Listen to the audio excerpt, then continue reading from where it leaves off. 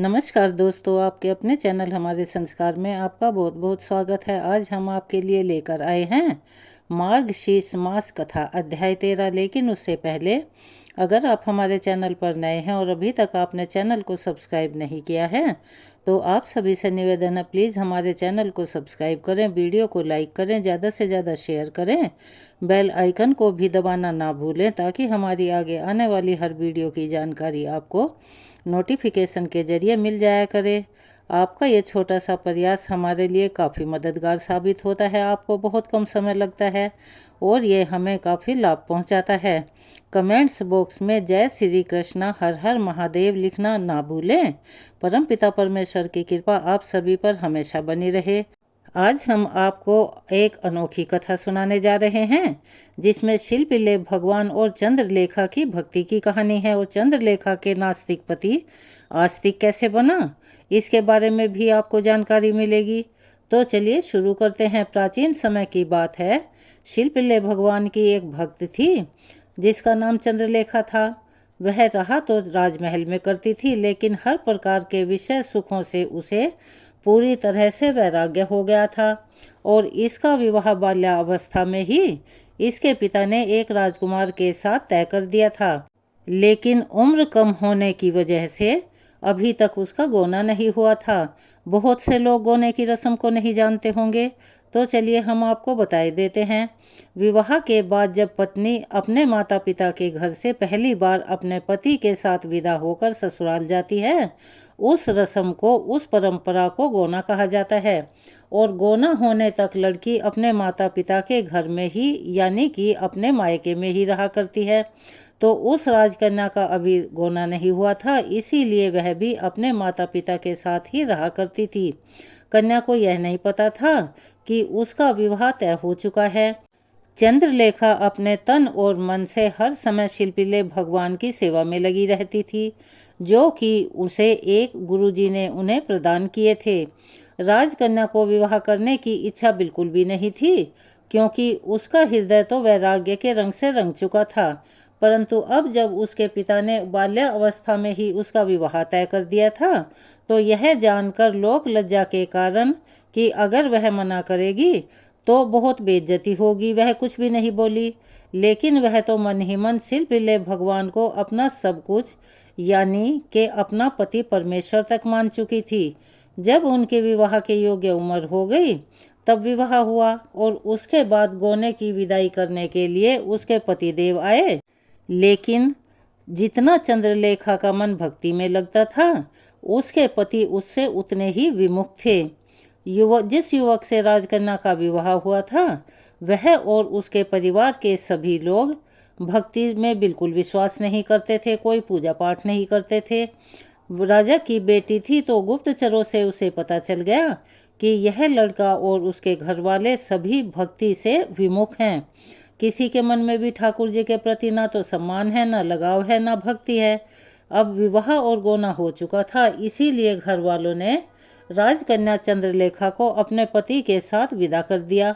अपने ठाकुर जी को उन्होंने जिस पिटारी में रखा हुआ था, वह उस पिटारी को हृदय से लगाए हुए अपने पति के साथ ससुराल जाने लगी। रास्ते में उसका पति उसके पास आया और उससे बातचीत करके पति ने उससे प्रेम करना चाहा, लेकिन राजकुमारी ने देखा कि ना तो इस युवक के गले में तुलसी की माला है और ना ही इसके मुख में हरि का नाम है और ना ही किसी प्रकार के कोई भक्ति के लक्षण दिख रहे हैं। तो वह मन ही मन सोचने लगी कि हे प्रभु, हे ठाकुर जी, यह कैसे नास्तिक का संग हमें मिल गया है। इस पुरुष का संग करने से, नास्तिक का संग करने से तो हमारी भक्ति ही खत्म हो जाएगी। तब चंद्रलेखा जी ने अपने पतिदेव से कहा कि ना, हमारा स्पर्श मत करो। पतिदेव कहने लगा कि स्पर्श क्यों ना करें, हम आपको ब्याह कर लाए हैं, आप हमारी पत्नी हैं। तब चंद्रलेखा ने कहा कि मैं रोगी हूँ और मेरे हृदय में एक ऐसा रोग है, अगर वह आपको लग गया तो आप किसी भी काम के नहीं रहोगे। मुझे भूलकर भी छूना मत, यह रोग तुम्हें भी लग जाएगा। अब उसके पतिदेव ने हैरान होकर पूछा कि तुम्हें ऐसा कौन सा रोग है जिससे हम तुम्हें स्पर्श नहीं कर सकते। तब चंद्रलेखा ने कहा कि यदि आपको मुझसे बात करनी है तो सबसे पहले आपको अपने हृदय में भगवत भक्ति धारण करनी होगी और किसी संत का आश्रय लेकर भजन करो। जो भगवान और संत से विमुख है, मैं उसका स्पर्श कभी नहीं करूँगी। अचानक उसके पति की नज़र उस पिटारी पर पड़ी जो कि चंद्रलेखा ने अपने हृदय से लगा रखी थी। उस पिटारी में शिल्पीले भगवान विराजमान थे। उसके पति ने सोचा कि लगता है इसी पिटारी में कोई जादू है और जब तक यह पिटारी इसके हृदय से लगी रहेगी तब तक यह हमें अपने पास नहीं आने देगी।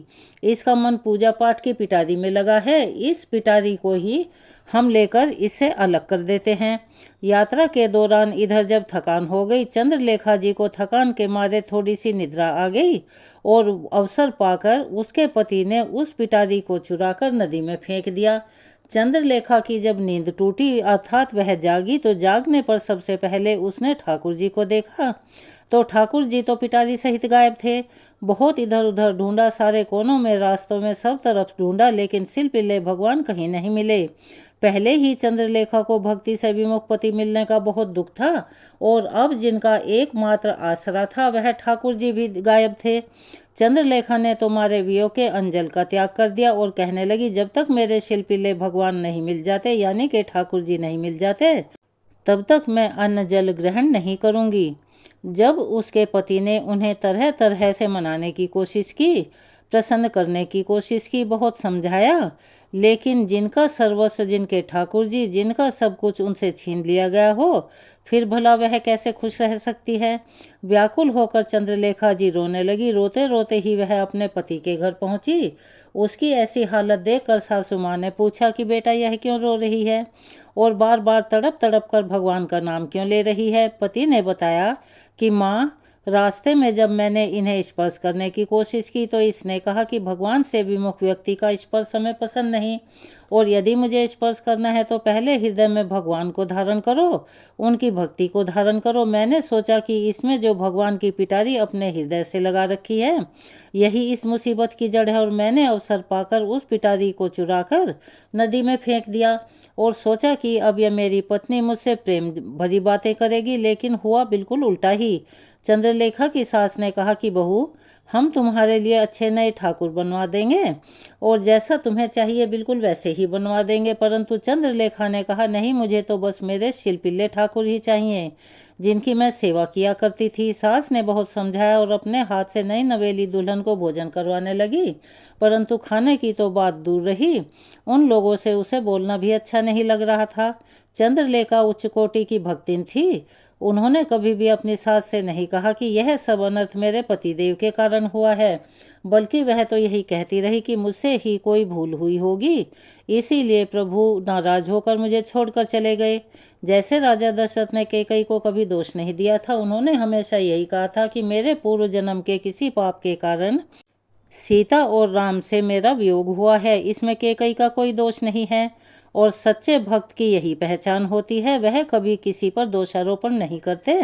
चंद्रलेखा की सासू ने सोचा कि इसने तो अन्न जल त्याग दिया है और यदि यह मर गई तो हम इसके घर वालों को क्या जवाब देंगे। तब ससुराल वालों ने कहा कि हम सब तेरे पांव पड़ते हैं, हाथ जोड़ते हैं, हे बेटी तू जैसा चाहेगी, जैसा कहेगी हम वैसा ही करेंगे। चंद्रलेखा ने कहा, ठीक है, फिर आप हमें वहीं लेकर चलो जहाँ पर मेरे प्यार प्यारे शिल्पीले भगवान को नदी में मेरे पतिदेव डालकर आए थे। अब घर वाले चंद्रलेखा को लेकर नदी किनारे गए जहाँ जल में पिटारी फेंकी थी। पति ने कहा कि यही वह जगह है जहाँ उसने पिटारी को फेंका था। अपने शिल्पीले भगवान को याद करते ही चंद्रलेखा जी को तो मानो चक्कर आ गया और वह बेहोश होकर धरती पर गिर पड़ी। किसी तरह से बेहोशी दूर हुई और उसके नेत्रों से आंसुओं की अविरल धारा बहने लगी। वह बड़े दुखी स्वर से अपने प्राणनाथ यानी शिल्पीले भगवान को पुकारने लगी और सोचने लगी, मैं जिनकी सेवा इतने प्रेम से किया करती थी, जिनका मैं इतना ध्यान रखती थी, उनको पानी में फेंक दिया गया है। न जाने वह किस हाल में होंगे। हाँ मेरे शिल्पीले भगवान, हाँ मेरे ठाकुर जी। इस तरह से चंद्रलेखा बार बार करुण विलाप करने लगी। जब भगवान तो हमेशा अपने भक्तों के वश में रहते हैं, सच्चे भक्त भला पुकारे और भगवान ना आए, ऐसा तो कभी हो ही नहीं सकता। जिस तरह आसपास चुंबक होने पर लोहा उसकी ओर खींचा चला आता है, ठीक उसी तरह से भक्तिवश भगवान भी चंद्रलेखा जी की ओर खींचे चले आए। भक्तिनी चंद्रलेखा की दीन पुकार सुनते ही पानी में से निकलकर सिर पिल्ले भगवान दौड़कर उनके हृदय से आ लगे और उनके साथ साथ ही वह पिटारी भी आ गई। जब चंद्रलेखा के पति, सास, ससुर ने सबने ऐसा चमत्कार देखा तो वे बड़े ही आश्चर्यचकित हुए और फिर वे उससे बड़े प्रभावित भी हुए। इस प्रकार चंद्रलेखा ने अपनी भक्ति के जोर से उन सभी नास्तिक लोगों को आस्तिक बना दिया और वे सब अभी कहने लगे कि हम सबके तो भाग्य खुल गए हैं जो ऐसी बहू हमारे घर में आई है, और सभी भगवान और संतों की सेवा में लग गए। इस तरह किसी भी प्रकार क्यों न हो, एक भक्त की भक्ति से सारा का सारा परिवार भगवान की भक्ति में लग गया और अंत में भव सागर से पार हो गया। तो चलिए एक बार प्रेम से बोलिए सिल पिल्ले भगवान की जय। चलिए अब सुनते हैं आज का आगे का वृतांत। देवऋषि नारद जी ने पूछा, भगवान गोकुल में यशोदा भवन के भीतर श्री कृष्ण को रखकर जब वसुदेव जी ने अपने घर को प्रस्थान किया, तब नंदराय जी ने किस प्रकार से पुत्रोत्सव मनाया और वहाँ पर कृष्ण भगवान कितने दिन तक रहे और उन्होंने अपने बचपन में जो लीलाएं की, जो क्रीड़ाएं की, उनका भी आप वर्णन कीजिए। और गोलोक में श्री राधा के साथ भगवान ने जो प्रतिज्ञा की थी, वृंदावन में उस प्रतिज्ञा का पालन उन्होंने किस प्रकार किया। हे प्रभु, उस समय भूतल पर वृंदावन का स्वरूप कैसा था, उनका रासमंडल कैसा था, वह सब भी बताइए। रास क्रीड़ा और जल क्रीड़ा का विस्तार पूर्वक वर्णन कीजिए। नंद जी ने कौन सी तपस्या की थी, यशोदा और रोहिणी ने कौन सा तप किया था, श्री हरि से पहले हलधर का जन्म कहाँ हुआ था। श्री हरि का अर्थात श्री कृष्ण का अपूर्व व्याख्यान अमृत खंड के समान माना गया है। विशेषतः कवि के मुख में श्री हरि चरित्रम काव्य पद पद पर नया प्रतीत होता है। प्रभु, आपने ही यह वर्णन किया है कि आप दोनों नर और नारायण श्री हरि के चरणों में विलीन हो गए थे। उनमें भी आप ही साक्षात गोलोक के अंश हैं, इसीलिए उनके ही समान महान भी हैं, इसीलिए आप उनका भी वर्णन कीजिए। भगवान नारायण बोले, हे नारद, ब्रह्मा, शिव, शेष, गणेश, कूर्म, धर्म, मैं, नर तथा कार्तिकेय, ये 9 श्री कृष्ण के अंश हैं। उन गोलोकनाथ की महिमा का वर्णन भला कौन कर सकता है, जिन्हें स्वयं हम भी नहीं जानते और ना वेद ही जानते हैं। फिर दूसरे विद्वान क्या जान सकते हैं। शुकर, वामन, कल्की, बुद्ध, कपिल और मत्स्य भी श्री कृष्ण के अंश हैं और अन्य कितने ही अवतार हैं जो श्री कृष्ण की कला मात्र हैं। फिर भी हे ब्राह्मण सुनो, मैं तुमसे यशोदानंद और रोहिणी के तप का वर्णन करता हूँ, जिसके कारण उन्होंने श्री कृष्ण का मुँह देखा था। वसु में श्रेष्ठ तपोधन द्रोण नंद का नाम से इस धरातल पर अवतरित हुए थे। उनकी पत्नी जो तपस्विनी धरा थी, वे ही सती साध्वी यशोदा हुई थी। सर्पों को जन्म देने वाली नाग माता कद्रू ही रोहिणी बनकर इस भूतल पर प्रकट हुई थी। उनके जन्म और चरित्र का वर्णन करता हूँ, ध्यान से सुनो। एक समय की बात है, पुण्यदायक भारतवर्ष में गौतम आश्रम के पास में ही गंधमादन पर्वत पर धरा और द्रोण ने कठिन तपस्या आरंभ की। मुने, उनकी तपस्या का एकमात्र उद्देश्य था भगवान श्री कृष्ण का दर्शन। सुप्रभा के निर्जन तट पर 100,000 वर्षों तक वसु दंपत्ति तपस्या में लीन रहे, परंतु उन्हें श्री हरि के दर्शन प्राप्त नहीं हुए। तब वे दोनों वैराग्यवश अग्निकुंड का निर्माण करके उसमें ही प्रवेश करने को तैयार हो गए। उन दोनों को मरने के लिए उत्सुक देखकर वहां आकाशवाणी हुई, वसु श्रेष्ठ, तुम दोनों दूसरे जन्म में भूतल पर अवतीर्ण होकर गोलोक में अपने पुत्र के रूप में श्री हरि के दर्शन करोगे। योगियों को भी उन भगवान का दर्शन होना अत्यंत कठिन है। बड़े बड़े विद्वानों के लिए भी ध्यान के द्वारा उन्हें वश में कर पाना असंभव है। वे ब्रह्मा आदि देवों के भी वंदनीय हैं। इस तरह की आकाशवाणी सुनकर वसु और धरा खुश हो गए और अपने घर को चले गए। फिर उन्होंने भारतवर्ष में जन्म लेकर श्री हरि के मुखारविंद के दर्शन किए। इस प्रकार यशोदा और नंद का चरित्र तुमसे कहा गया। अब देवताओं के लिए भी परम गोपनीय रोहिणी का चरित्र भी सुनो। एक समय देव माता आदिति ने ऋतुमती होने पर समस्त श्रृंगार से सुसज्जित होकर अपने पतिदेव श्री कश्यप जी से मिलना चाहा। उस समय कश्यप जी अपनी दूसरी पत्नी सर्प माता कद्रू के पास थे। कश्यप जी के आने में देर होने पर अदिति को बहुत दुख हुआ। उन्होंने कद्रू को श्राप दे डाला कि वे स्वर्गलोक को त्याग कर मनुष्य योनि को प्राप्त हो जाएं। इस बात को सुनकर कद्रू ने भी अदिति को श्राप दे डाला कि वे भी जरा युक्त होकर मृत्यु लोक में मानव योनि में जाएं। इस प्रकार दोनों एक दूसरे के श्राप से ग्रस्त होने पर कश्यप जी ने कद्रू को सांत्वना देकर समझाया कि तुम मेरे साथ मृत्युलोक में जाकर श्री हरि के मुख कमल का दर्शन प्राप्त करोगी। फिर कश्यप जी ने अदिति के पास जाकर उनकी भी इच्छा पूर्ण की और उसी ऋतु से देवराज का जन्म हुआ। इसके बाद अदिति ने देवकी के रूप में, कद्रू ने रोहिणी के रूप में और कश्यप जी ने कृष्ण के पिता अर्थात श्री वसुदेव जी के रूप में जन्म ग्रहण किया। हे मुने, यह सारा गोपनीय रहस्य बताया गया है। अब अनंत अप्रमेय और सहस्त्र मस्तक वाले भगवान बलदेव जी के जन्म का वृतांत भी सुनो। साध्वी रोहिणी वसुदेव जी की प्रेयसी भार्या थी अर्थात उनकी पत्नी थी। हे मुने, वे वसुदेव जी की आज्ञा से संकर्षण की रक्षा करने के लिए गोकुल में चली गई। कंस से भयभीत होने के कारण वहां से उन्हें भागना पड़ा था। उन दिनों योग माया ने श्री कृष्ण की आज्ञा से देवकी के 7वें गर्भ को रोहिणी के उदर में स्थापित कर दिया था। उस गर्भ को स्थापित करके वे देवी तत्काल ही कैलाश पर्वत को चली गई थी। कुछ दिनों के बाद रोहिणी नंद भवन में श्री कृष्ण के अंश स्वरूप पुत्र को जन्म दिया। उसकी अंग कांति तपाए हुए सोने के समान गौर थी और वह बालक साक्षात ईश्वर था। उस बालक के मुख पर मंद हास्य की मनोहर छटा और प्रसन्नता छाई हुई थी। वह ब्रह्म तेज से प्रकाशित हो रहा था। उसके जन्म मात्र से ही देवताओं में महान आनंद छा गया था। स्वर्गलोक में दुंदुभी, आनक और मुर्जा दिव्य बाजे आदि बज उठे।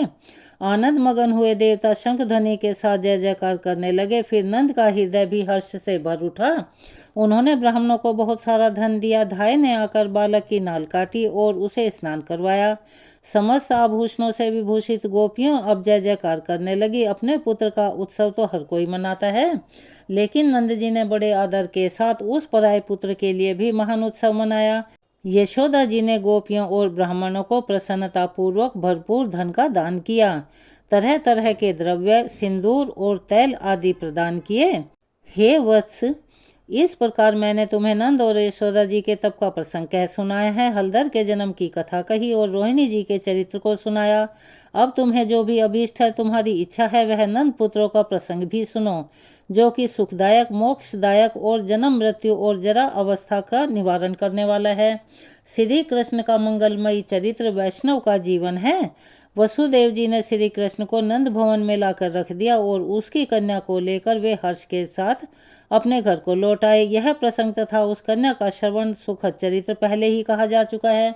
अब गोकुल में जो श्री कृष्ण की मंगलमयी लीला प्रकट हुई उसे बता रहा हूँ, ध्यानपूर्वक सुनो। जब वसुदेव जी अपने घर को लौट गए तब जया तिथि अष्टमी से युक्त उस विजयपूर्ण मंगलमयी सूतिकागार में नंद और यशोदा जी ने देखा कि उनका पुत्र धरती पर पड़ा हुआ है। वह नग्न बालक बड़ा ही सुंदर दिख रहा था। उसकी दृष्टि घर के शिखर भाग की ओर लगी हुई थी। उस बालक का मुख शरद काल की पूर्णिमा के चंद्रमा को भी लज्जित कर रहा था। दोनों नेत्र नीलकमल की शोभा को भी छीन लेते थे। वह कभी रोता तो कभी हंसने लगता था। उसके श्री अंगों में धूल के कण लगे हुए थे। उसके दोनों हाथ धरती पर टिके हुए थे और युगल चरणारविंद प्रेम के पुंज से जान पड़ते थे। उस दिव्य बालक श्री हरि को देखकर पत्नी सहित नंद जी को बड़ी प्रसन्नता हुई। फिर धाय ने ठंडे जल से उस बालक को नहलाया, उसकी नाल काट दी। उस समय गोपियां हर्ष से जय जयकार करने लगी। ब्रज की सारी गोपिकाएं, बालिकाएं, युवतियां भी ब्राह्मण पत्नियों के साथ सूतिकागार में आई। उन सब ने आकर बालक को देखा और प्रसन्नता पूर्वक उसे भरपूर आशीर्वाद दिया।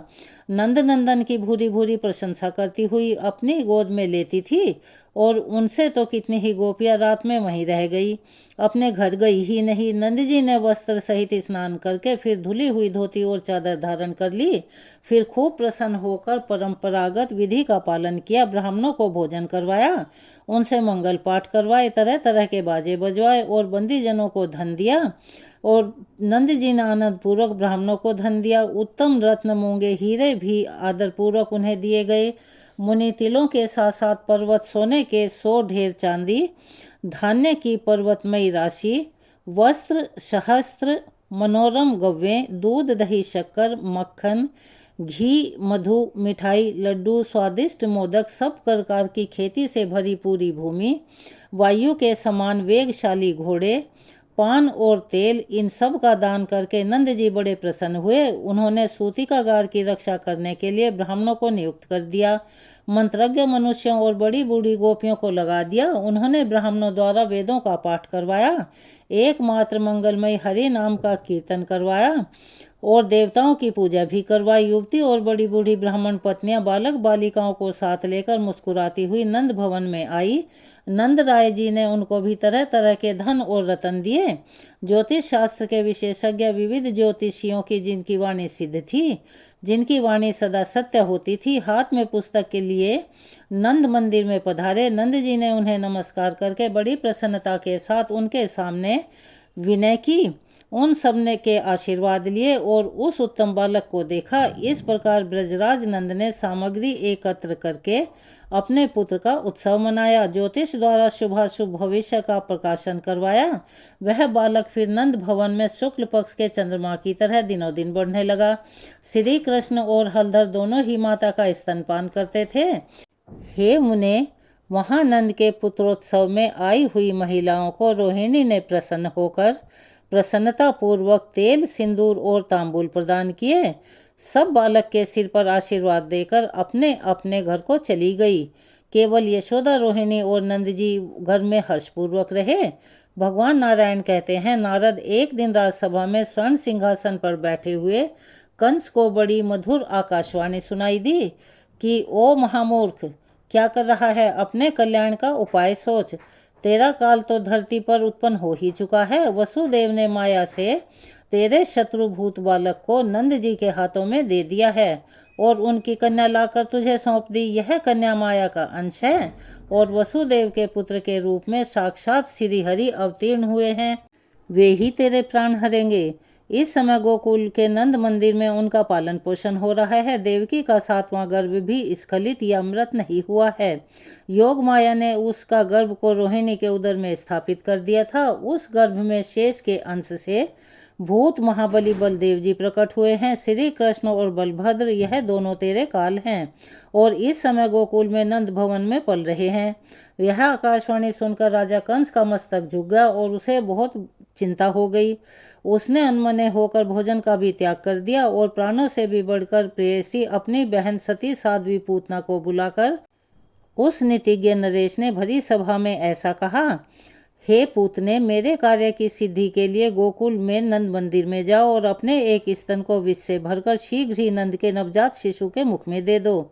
हे वत्से, तुम मन के समान तेजी से चलने वाली माया शास्त्र में निपुण और योगिनी हो, इसीलिए माया से मानवीय रूप धारण करके वहाँ शीघ्रता से जाओ। तुम दुर्वासा से महामंत्र की दीक्षा लेकर कहीं भी जाने के लिए और सभी प्रकार का रूप धारण करने में समर्थ हो। नारद, ऐसा कहकर महाराज कंस उस राज्यसभा में मौन हो गया। इधर स्वेच्छाचारिणी पूतना कंस को प्रणाम करके वहां से चल पड़ी। उसने एक परम सुंदरी नारी का रूप धारण कर लिया और उसके अंग कांति तपाए हुए सोने के सम प्रकाशित हो रही थी। तरह तरह के आभूषण से वह शोभायमान थी। मस्तक पर मालती की माला से अलंकृत केश पाश धारण किए हुए थी। उसके ललाट में कस्तूरी की बेदी से युक्त सिंदूर की रेखा शोभा पा रही थी। ब्रज में पहुंचकर पूतना ने मनोहर नंद भवन पर नजर डाली।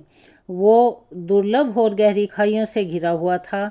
साक्षात विश्वकर्मा जी ने दिव्य प्रस्तर अर्थात पत्थरों द्वारा उसका निर्माण किया था। इंद्र, नील, मरकत और पद्म आग मणियों से उस भवन की शोभा बढ़ रही थी, यानी कि दिव्य हो रही थी। सोने के दिव्य कलश और चित्रित शुभ शिखर उस नंद मंदिर की शोभा बढ़ा रहे थे।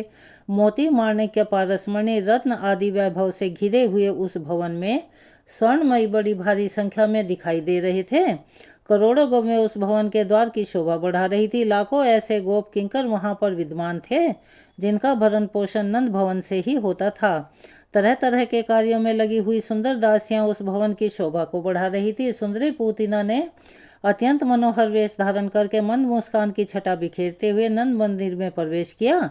उसे महल में प्रवेश करती देखकर वहां की गोपियों ने उसका बड़ा आदर किया। वे सोचने लगी कहीं यह कमलालया लक्ष्मी या फिर साक्षात दुर्गा जी ही तो नहीं है, जो साक्षात श्री कृष्ण के दर्शन करने के लिए यहाँ आई हैं। गोपियों और गोपों ने उसे प्रणाम किया और कुशल समाचार पूछा। उसे बैठने के लिए सिंहासन दिया, पैर धोने के लिए जल अर्पित किया और पूतना ने भी सभी गोप बालकों को कुशल मंगल पूछा और वह सुंदरी मुस्कुराती हुई सिंहासन पर बैठ गई। उसने बड़े आदर के साथ गोपियों का दिया हुआ पाद्य जल ग्रहण किया। तब सभी गोपियों ने पूछा, स्वामिनी तुम कौन हो, इस समय तुम कहाँ रहती हो, तुम्हारा नाम क्या है और यहाँ आने का तुम्हारा क्या प्रयोजन है, यह बताओ। उन गोपियों की बातें सुनकर वह भी बड़ी मनोहर वाणी में उनसे बोली, मैं मथुरा की रहने वाली गोपी हूँ, इस समय एक ब्राह्मण की पत्नी हूँ। मैंने संदेश के मुख से यह मंगल सूचक संवाद सुना कि वृद्धावस्था में नंदराय जी के यहाँ महान पुत्र जन्मा है, तो यही सुनकर मैं उस पुत्र को देखने के लिए और उसे अपना आशीर्वाद देने के लिए यहाँ आई हूँ। अब तुम लोग नंदनंदन को यहाँ ले आओ, मैं उसे देखूंगी और आशीर्वाद देकर चली जाऊंगी। ब्राह्मणी का यह वचन सुनकर यशोदा जी का हृदय हर्ष से खिल उठा। उन्होंने बेटे से प्रणाम करवाकर उसे उस ब्राह्मणी की गोद में दे दिया। उस प्यारे से बालक को गोद में लेकर उस सती साध्वी पूतना ने बार बार उसका मुख चूमा और सुखपूर्वक बैठकर उस नन्हे से शिशु के मुख में अपना स्तन दे दिया। साथ ही वह बोली, हे गोप सुंदरी, तुम्हारा यह सुंदर बालक तो अत्यंत अद्भुत है, यह गुणों में साक्षात भगवान नारायण के समान है। श्री कृष्ण अब उस विषैले स्तन को पीकर उसकी छाती पर बैठे बैठे हंसने लगे।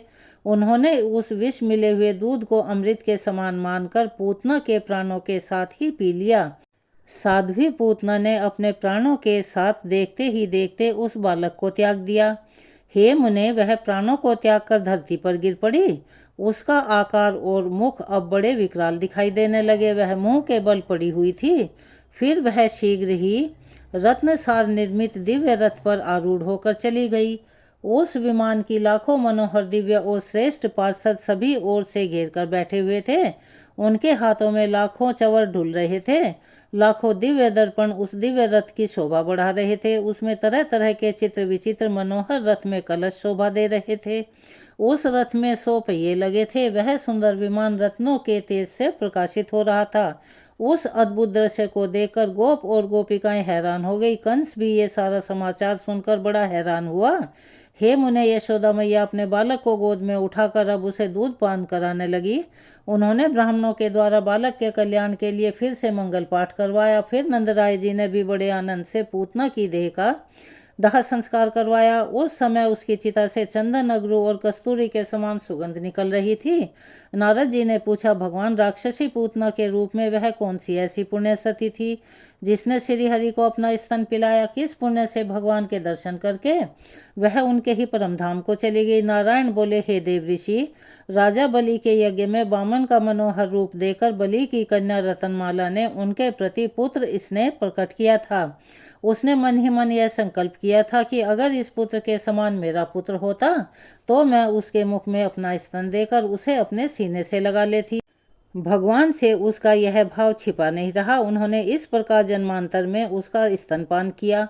भक्तों की इच्छा पूर्ण करने वाले उन कृपानिधान ने पूतना को माता की गति प्रदान की। हे मुने, राक्षसी पूतना ने श्री कृष्ण को विष लगाया हुआ स्तन देकर उसका द्वेष भक्ति के द्वारा भी माता के समान ही गति प्राप्त कर ली। ऐसे परम दयालु भगवान श्री कृष्ण को छोड़कर मैं और किसी का भजन क्यों करूं? विप्रवर, इस प्रकार मैंने तुमसे श्री कृष्ण के गुणों का वर्णन किया जो पद पद पर अत्यंत मधुर हैं। इसके अलावा भी जो श्री कृष्ण की मधुर लीलाएं हैं उनका तुम्हारे सामने वर्णन आरंभ करता हूँ। आज की कथा को हम यहीं विराम देते हैं। इससे आगे का वृतांत हम अपनी अगली वीडियो में सुनेंगे। कृपया उसका इंतजार कीजिए। अब सब मिलकर सुनते हैं कृष्ण चालीसा का पाठ। वंशी शोभित कर मधुर नील जलद तन श्याम, अरुण अधर जनु बिंब फल नयन कमल अभिराम। पूर्ण इंद्र अरविंद मुख पीतांबर शुभ साज, जय मनमोहन मदन छवि कृष्ण चंद्र महाराज। जय यदुनंदन जय जगवंदन, जय वसुदेव देवकी नंदन, जय जसुदा सुत नंद दुलारे, जय प्रभु भक्तन के द्रग तारे। जय नटनागर नाग नथैया कृष्ण कन्हैया धेनु चरैया पुनि नख पर प्रभु गिरिवर धारो आओ दीनन कष्ट निवारो। बंसी मधुर अधर धरि तेरी होवे पूर्ण मनोरथ मेरो आओ हरि पुनि माखन चाखो आज लाज भारत की राखो। गोल कपोल चिबुक अरुणारे मृदु मुस्कान मोहिनी डारे रंजित राजीव नयन विशाला मोर मुकुट बैजंती माला। कुंडल श्रवण पीत पट आछे कटि किंकणी काछन काछे नील जलज सुंदर तनु सोहे छवि लखि सुर नर मुनि मन मोहे। मस्तक तिलक अलक घुंघराले आओ कृष्ण बांसुरी वाले करि पय पान पुतन हितारियो अका बका कागा सुर मारियो। मधुबन जलत अग्नि जब ज्वाला भय शीतल लखि तहि नंद लाला सुरपति जब ब्रज चढ़ियो रिसाई मसूर धार वारी वर्षाई। लगत लगत ब्रज चहन बहायो गोवर्धन नख धारी बचायो लखि जसुदा मन भ्रम अधिकाई मुख मह 14 भुवन दिखाई। दुष्ट कंस अति उधम मचायो कोटि कमल जब फूल मंगायो नाथि काली यहीं तब तुम लीन्हे चरण चिन्ह द निर्भय कीन्हे। करि गोपिन संग रास विलासा सबकी पूरन करि अभिलाषा केतिक महा असुर संघारयो कंस ही केस पकड़ी दय मारियो। मात पिता की बंदी छुड़ाई उग्रसेन कहाँ राज दिलाई मही से मृतक छहो सुतलायो मातु देव की शोक मिटायो। भौमासुर मुर दैत्य संहारी लाए 10 सहस कुमारी दै भीनी तृण चीर सहारा जरा सिंधु राक्षस कहाँ मारा। असुर बकासुर आदि मारियो भक्तन के तब कष्ट निवारियो दीन सुदामा के दुख टारियो तंदुल 3 मूठ मुख डारियो। प्रेम के सागे विदुर घर मांगे दुर्योधन के मेवा त्यागे लखी प्रेम की महिमा भारी ऐसे श्याम दीन हितकारी। भारत के पारथ रथ हाके लिए चक्र कर नहीं बलता के निज गीता के ज्ञान सुनाए भक्तन हृदय सुधा बरसाए। मीरा थी ऐसी मतवाली विष पी गई बजा कर ताली राणा भेजा सांप पिटारी शालिग राम बने बनवारी। निज माया तुम विधि दिखायो उड़ते संशय सकल मिटायो तब शत निंदा करी तत्काला जीवन मुक्त भयो शिशुपाला। जब ही द्रौपदी टेर लगाई दीनानाथ लाज अब जाई तुरत ही वसन बने नंदलाला बड़े चीर भय अरि मुँह काला। असनाथ के नाथ कन्हैया डूबत भंवर बचावत नैया सुंदर दास आस उरधारी दया दृष्टि की जय बनवारी। नाथ सकल मम कुमति निवारो क्षमहु बेगी अपराध हमारो खोलो पट अब दर्शन दीजे बोलो कृष्ण कन्हैया की जय। यह चालीसा कृष्ण का पाठ करे उरधारी अष्ट सिद्धि नवनिधि फल लहे पदारथ चारी। बोलिए कृष्ण भगवान की जय। यहाँ पर कृष्ण चालीसा संपूर्ण होती है।